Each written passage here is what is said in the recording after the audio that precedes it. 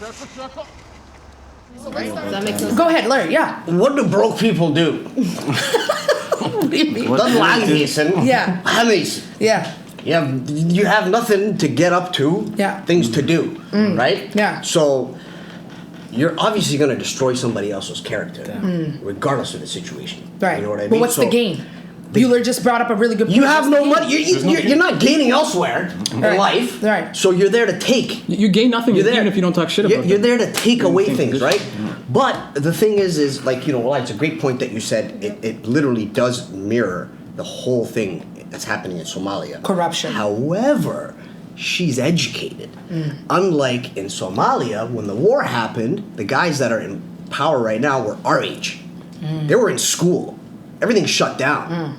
They stayed there or they stayed around. Now these guys are in public office doing policy there's no education. 40 years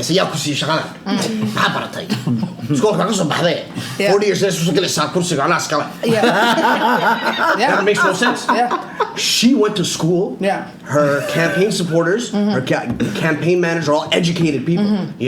So the thing is it is a Qabil thing, and it is separating. The way I see it is yes, back to that saying, it's not my Qabil, that's your Qabil's problem. Which is, if you're supporting your Qabil, you're going to support your Qabil, right? But your Qabil is going to, if your Qabil is moving up, other Qabils are watching, if this is the case, and everybody else is going to say, you know what, hey, look at the Joneses. Right. Right? Yeah.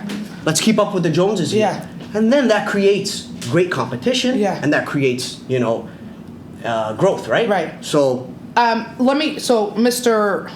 Inshallah, one day becoming a lawyer and graduated from law school. I'm just going to throw that out there. Can we give him a mini Somali excellence, guys? Please. I know you don't want me to say it, but I'm going to do it, all right? I know you're shy, but shout out to you. But listen, let me ask you, and this goes to Kareem, Sabatar, and Bueller, all three of you, and you guys can take it. Now, everybody does this, all right? Everybody does this. We all some way, somehow have broken the law, and more specifically, in the Somali, first of all, we don't even know our real ages, all right? Half of us have we have fake names. Half of us have... No. Calm down. That stopped in 95. Okay. All right, okay. When Tupac died, the Wastemen were born here.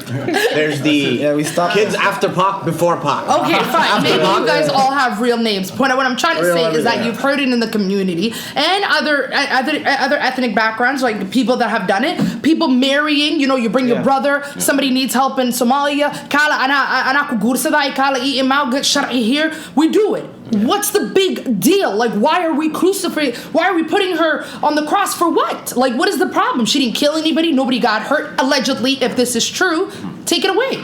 So, I guess every other race does do it. You're right. Russians, Talyarega, the Serbs. So, it comes back to Shakalan and haters. It's North America mostly. But also, there's something in us, Somaliland. We naturally have a little bit of hater in us. You know what I mean? I don't know what it is. Somebody's doing good. Even on the bad side, let's say the illegal stuff like that. I'm not, out here to condone or condemn it. But I'm just saying, let's say from the illegal standpoint. That's why there'll never be a Somali mafia. Because... it'll never happen. Because nobody knows how to follow orders. There's no hierarchy. There's no capo. Nobody's gonna call this guy boss. But look at my shirt, Kaiser Soze. If he was Somali, he'd be in Guantanamo on terrorist charges. Somebody would snitch on you. Haters. Anybody that's doing anything, good or bad. I'm not here to promote gangsterism. My bad. But you know what I'm saying? I'm just saying. Mafia takes organization, right? Perfect example. It took them 100 years to get taken down. You know what I mean? And we're taking each other down. So we don't have to worry about. We have to worry about other people taking us down.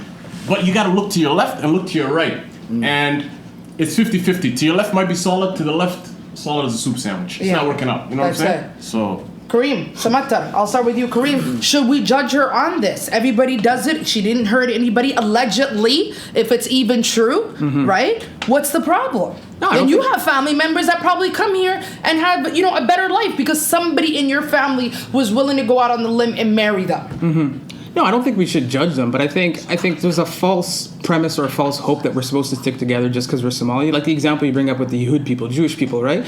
Their ethnic background and history is a lot different than us, right? So maybe they're much closer in bond because these people, you know what I mean? We're you know, what the Nazis did to them, right? So it's kind of like, so the expectation is just because somebody's Somali, that you're supposed to, you know, have that close bond, and we use the Yehoods or the Ismailis and things like that. Yeah. They have a different history that has brought that community close for specific reasons, and we haven't been through those same trials and tribulations. So to expect that this person's going to keep your dirt on wax just because you're Somali, you shouldn't expect that, right? At the same time, you're right.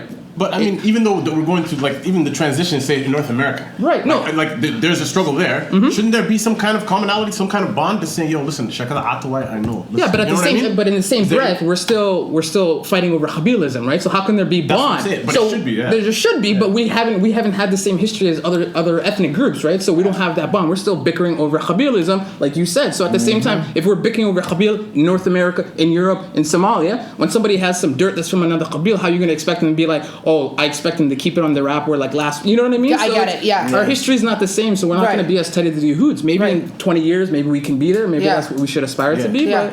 But what is, yes, the Qabil thing is only going to die when like a bunch of old people start dying. Man. One shot. Okay. That's the only way it's going to happen. Yeah. And can I also say that she's very young. She's 34 years old, and the candidate that she was running against, let me get his name again, Mahmoud Noor, as well as Abdi Malik Askar. They're, I would consider, the old school guys, right? They're a little older, and maybe that has something to do with it as well. One thing for Qabil, sorry, just one thing. For Qabil, even Arabs have Qabil too, right? They get along just fine. Why? Because it's a factor for us. Yeah. That's it. I just want to say. No, go ahead, Samantha. I'll let you finish your thought. Simple thoughts. I think Mo was reading the statement from the district attorney that said that they would not be prosecuting or pursuing any investigation with regards to this to the allegations. Yeah. Right? So thanks for bringing that up. Actually, so Ilhan could just keep going. Yeah. You know what I mean, with her campaign. Yeah. No, she can't. All politicians have dirt. We'll see what happens. Bill Clinton was in office for a while. So I mean, sometimes you can just like am I humanizer? Yeah, am I humanizer? Who knows? You know. Yeah. So thanks for bringing that up. Actually, it just so happened we just got the info right as I was talking. Yeah. Somebody just let me know that the district attorney of that area in Minnesota will not be prosecuting her, will not be investigating her. Yeah. So you know what? You, Abdi Johnson. For all the haters, screw all of you that wanted to bring her down, because at the end of the day, God hates ugly. Do you understand? He don't love ugly. So when you're blessed,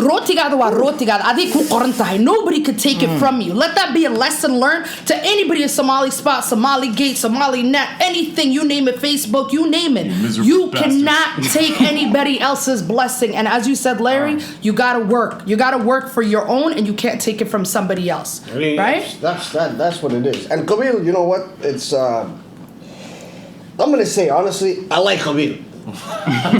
When it comes to your own tribe, your own, you see the Qataris. When you say, well, hear me out. You see the Qataris, right? They were in dust. We used to feed these people for years and years. They had no agriculture, nothing. We used to send caravans of food to them. They don't do shit for us, right? So they have their sections. Somalia is breaking down into like the GCC, right? You have Somaliland, you have Puntland, you have Konfur, you have... just keep breaking it up. Solve your problems, okay? We're going to leave it to you. So if Qabil was the problem, stick with your Qabil then. Leave these guys alone then. Okay. Let us do our thing then. Yeah. You know what I mean? Because what'll happen is, just like in Dubai and Qatar and everything else, everybody's on a greater good. You know what I mean? Yeah. So the thing is it's your situation. Everybody talks about Qabil like it's just like a cloud. It shouldn't be that way. I think it's the way it's applied, though. You know what I mean? And that's the thing. And then the word Qabil too has that racism connotation, that has that ignorance. So when people that are Qabilists are ignorant, stupid, and broke, and can't provide anything to the earth. Right. You know what I mean? They just take stuff. Right. That's it. You know? Yeah. So that's the whole situation, I think, you know? Yeah. Kulthum, let me ask you something. This was supposed to bring us on a national level in a positive light, right? There were changes being made, monumental historical moments, right? And it's all gone downhill with all these accusations. So let me ask you, what happened to the Somali brand because of this situation, in your opinion?